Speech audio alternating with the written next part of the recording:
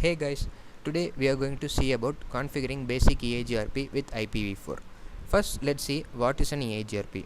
EIGRP stands for Enhanced Interior Gateway Routing Protocol.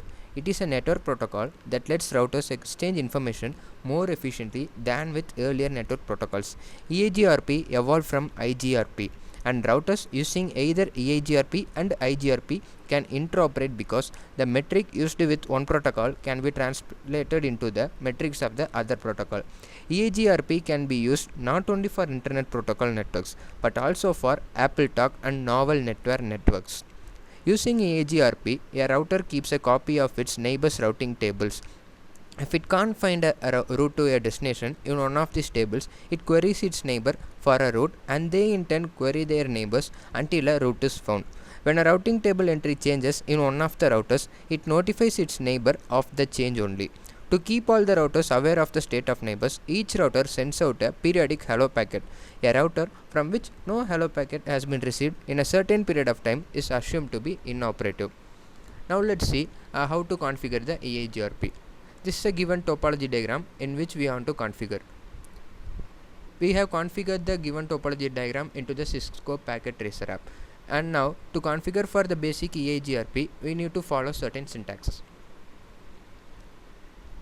These are those syntax which we want to follow.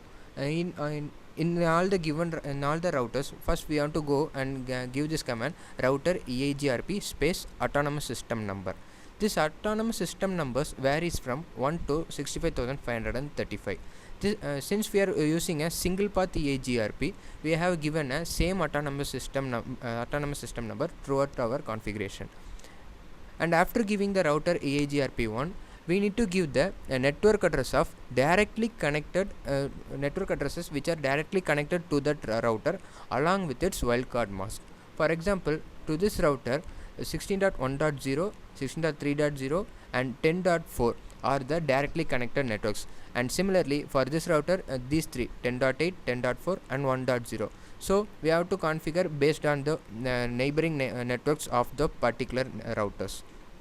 And once we have configured it, we can check whether it's a packet can be pinged from one part of a network to another network. Now let's check whether the packet is pinging from this computer to that one. In simulation, we can easily able to understand what is happening. A packet is sent from the that system to the router of its own network itself. And when that packet reaches the router, which acts as a border it's through the router. That router interrogates with the nearby routers about whether you got it's 16.2.0 network which are directly connected to you. So, at first, let's say it is asking to this router. This router will say no because the directly connected networks are 10.4, 10.8 and 1.0 alone. So it won't reply anything to this router. Whereas this router will say, yeah, I'm having that 16.2.0 network. You can give me the packet. I will forward it to the destination. So that router will send it to the next router, which is directly connected to the network, and it is sent to the destination. And that's how an EIGRP protocol works. And to know more about it, let's check out the IP routing table of this router. Maybe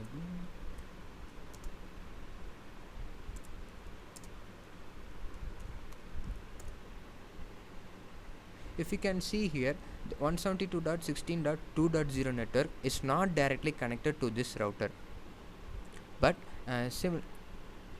but it is connected via another network which is 172.16.3.0, which acts as an interface for these two networks. So when we have configured using an EIGRP protocol, the routing table itself shows that this network is connected via another network 16.3.0. And now let's check let's just simply switch off this router. And once again, when you go check here for the routing table, see that network won't be available, because the interface which is we have shut down the interface which acts as between these two networks, and we are not able to find the 16.2.0, and that's how an eigrp works. Thank you.